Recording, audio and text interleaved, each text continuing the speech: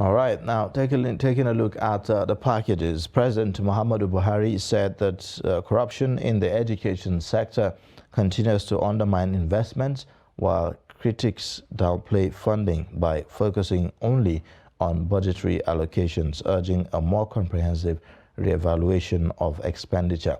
The president spoke on Tuesday at the State House in Abuja when he declared open the 4th National Summit on Diminishing Corruption in the public sector. Other officials of government told that line of the president that the education sector had become an enabler of corruption, which had in turn eroded societal values and resources. Take a look. Sexual harassment has assumed an alarming proportion.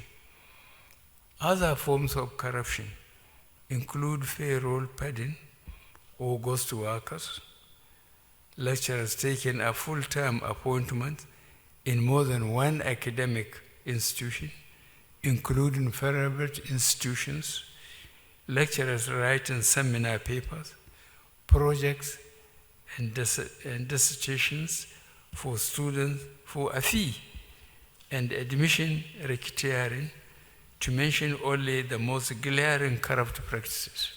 Education is supposed to be a panacea to corruption, but alas, it is apparent that students, teachers, administrators, and government agencies responsible for education have somewhat become permeable to corruption, and corrupt practices has become endemic within the.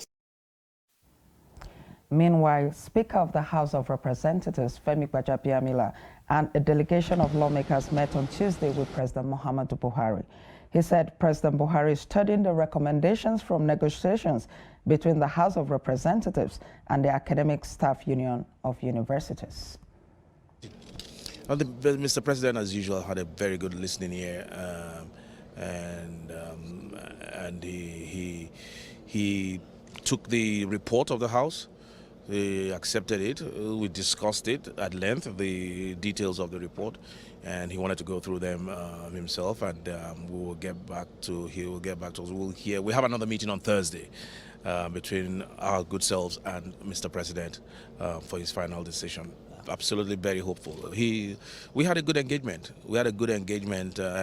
Very positive response. He asked us a couple of questions in some gray areas, which we clarified, and he accepted the report, and he wanted a couple of days to go through it. All right, that was the Speaker of the House of Representatives, Femi Gbajabiamila. Now, the federal government has formally registered 2 new university unions, the Congress of Nigerian University Academics, CONUA, and National Association of Medical and Dental Academics. With the granting of registration to the 2 unions, Nigerian universities now has 3 academic unions, that's Academic Staff Union of Universities, ASUU, CONUA, and MAMDA. The government said that the registration granted the 2 unions, they are now entitled to all rights and privileges ascribed to unions and will be given access to those rights by the government and university authorities. We have joining us via Zoom a lecturer and member of ASUU University of Abuja chapter, Dr. Abdurrahman Abu Hamisu, to speak to us on this. Thank you so much for joining us, Dr. Abdurrahman. Thank you for having me. Good morning.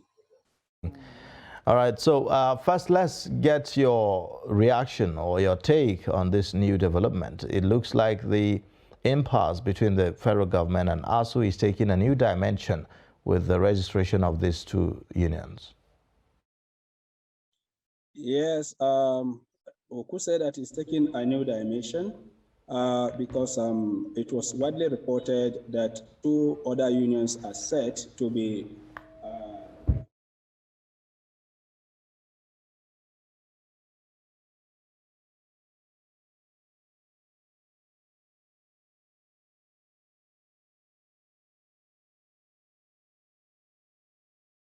for the fact that Nigeria is having two challenges. One is Nigeria is having a shortage in terms of medical personnel and the kind of manpower that we require. The second one is the fact that we're losing our medical personnel every day to advanced countries that are giving them green cards to come over there to stay. And then the other union came up when this strike persisted, that they are for peaceful negotiation so that they can end the strike, and that they've come to be recognized by government, and government took the decision to register them. And this has been interpreted widely. Some persons see it as government deliberate attempt to break the rank of ASUU. Dr. Hamisu. From 3 different unions now. Let's say the one that will convince the lecturers either to remain at home or to go back to the university. Dr. Hamisu, you are a member of ASUU. How do you feel with the registering of another union, which is like a rival union to yours? Well, I don't see anything wrong in that. We're in democracy. Democracy is about competition, it's about free will. And that is what I said earlier on before your question, that it is left to be seen whether the new union will convince other members to return back to the classroom, or also will carry the day. It's left to be seen. I won't say that government has not done the right thing. It all depends on who is going to react to it. So democracy is about persuasion, it's about argument, it's about consensus building. If the new union is able to convince members to say they should return back to the classroom, fine and good, that is what they want. It is their choice. And if ASUU is able to continue to carry the day, then the new union will fizzle out. So you can't use coercion to say they must not be registered, or that we don't want any rival. No, it is not like that. Everybody as the university community to engage. But ASUU has said that the new union is not in the northern part of the country and it's not in the southeast. As a matter of fact, ASUU said it's just in maybe OAU and a couple of states in the southwest. So does it even have members enough to convince lecturers to go back to the classroom? So what should be done? We should ask government not to recognize them. Government has taken the decision to recognize them. So now it's getting interesting, and that is where we are. Let's see who will carry the day, whether ASUU or the other union. Don't forget the fact that ASUU, just like any other trade union, is bound to have a rival at any time in point, and this is the point we are. Our government has taken that decision to recognize this very particular union. So the university campuses are shut down, and then they believe that they have members. At least there is something that they've told the government that convinced the government to. Time shall tell. So we won't say, okay, government. All right. Okay. That's not what we are saying. We are saying. Okay, doctor. You know, time shall tell. If they have been, yes. You know, doctor, this looks like more like a divide and rule tactics. Looking at the timing that this is coming, from, it looks like an attempt to whittle down the powers or the strength of ASUU.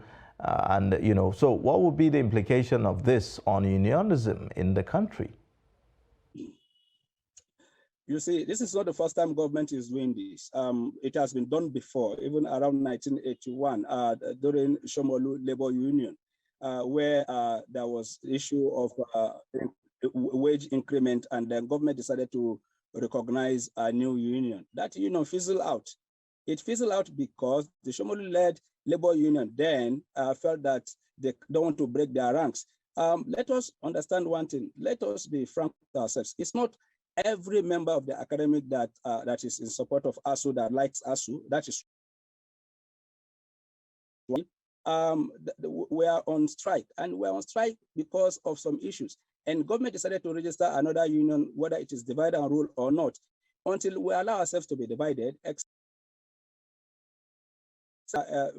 Issues that most members are not satisfied with, then we'll have this very particular union flying. But if that is the case, I bet you this very particular new union will fizzle out. But if ASUU itself has some questions to answer, and then some members of the academic felt that, okay, they needed a new union away from ASUU, I bet you a lot of the academics that we have will join the new union. So it's just a matter of time. Whether government is doing it to divide and rule, whether government is doing it to undermine ASUU, it is when we have issues among ASUU that we give this very particular new union a new lease of life, and then it will come to stay and compete with ASUU. All right. Now, yesterday, the president made certain indicting statements against the academic community, where he raised certain corrupt practices that happen within the academic community. Yesterday, he mentioned the issue of sexual harassment, admission racketeering. He mentioned the issue of taking employment in different institutions by some members of the university community and the rest of them. Why are we looking to see that perhaps maybe in the future this union or maybe ASUU will begin to now look at issues within the university system, some of these corrupt practices, and also deal with that? Thank you very much for this question. You remember our last encounter with you, and you said something that you don't. You are wondering how my colleagues will react to what I was saying. Remember I said the problem of Nigeria University is both internal and external. Now, what Mr. President has said is the truth. We can't hide away from it. We can't shy away from it. That is what is happening. And what Mr. President read out was a research finding undertaken by the ICPC, known as University System Study Review. This was conducted some time ago in the attempt to take the searchlight to the university under the same banner heading that headlined the very particular conference that we are talking about. And it is titled Diminishing Corruption. And in that very particular University System Study Review, undertaken in collaboration with NUC, issues around admission racketeering. There are issues around lack of transparency in the university system, issues around contract award. And this again dovetail into the reform that Professor Jega talked about, where the Procurement Act took away the powers that were vested in the Council of Universities to checkmate management, and then handed over to the vice chancellors, so that the university council has become more or less like a toothless bulldog. The university management, especially the vice chancellor, spend the money the way they deem fit, and then they only report back to council after they must have spent the money, which is against the principle and ethics of governing council that we used to know. Governing council used to be the guiding arm of that very particular institution, where every vice chancellor will come to present whatever they wanted to do for vetting. Now they do their thing the way they like, and then they go away. And I quite agree with Mr. President when he said, if universities are not accountable and we continue the way we are going, I have said this many times, no matter the amount that will be given to Nigeria universities, there will be no impact, because vice chancellors spend the money the way they like. Riding cars of 20 million, 30 million, where they do not have microscope. You go to vice chancellor's office, you think you are in the Senate President office, and then they employ without due process, especially even academic staff. All of these are things that ASUU is supposed to fight. Without it, no matter what you do, it will not affect the university positively. Has ASUU at any point in time protested, this issue of the governing councils of the universities? Have they, kicked against the new decision where the powers of the universities councils were taken away? Now, that has been my position on this issue, that charity begins at home, and that whatever we want to do, we need to start from our various universities. If we don't do that, then we're not going to succeed.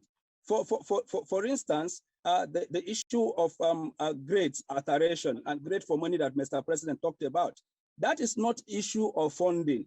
And if you give university funding, however the structures are, however good they are, then you find out that this very particular corruption that we're talking about will affect the quality of education. By its very nature, education and academia are supposed to be anti-corruption in nature. Now, there are several instances that ASUU members have protested against their VCs. They've written petition to ICPC, they've written petition to EFCC, and nothing came out of it. And that exposes these ASUU members, whether it is the ASUU executive or the academics themselves, that exposes them to the tyranny of the vice chancellors. A lot of vice chancellors were convicted in the court by ICPC and ICPC as a result of the effort of some of the academics, not necessarily ASUU leadership. So this is the problem. And then the fight in the university is that even the selection of ASUU leadership, some other times the VCs are interested. If they know that you're independent-minded, you will not kowtow to them, they will mobilize against you. So what is even happening in the Nigerian university are self-inflicted by the member of the academics themselves. For instance, the entire non-academic staff are supposed to support the academic staff. But you come to realize that the number of academic staff always outweigh the number of non-academic staff always outweigh the number of academic staff, maybe 1:20. And resources are going to this non-academic staff that are not adding any value.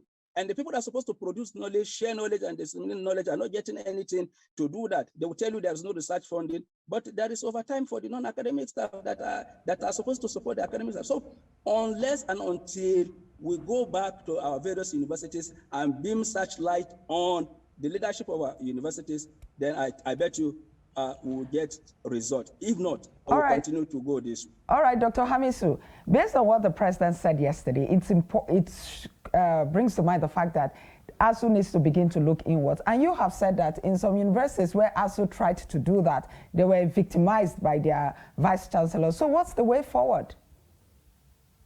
The way forward, I continue to maintain, is honesty on both sides. Government that is demanding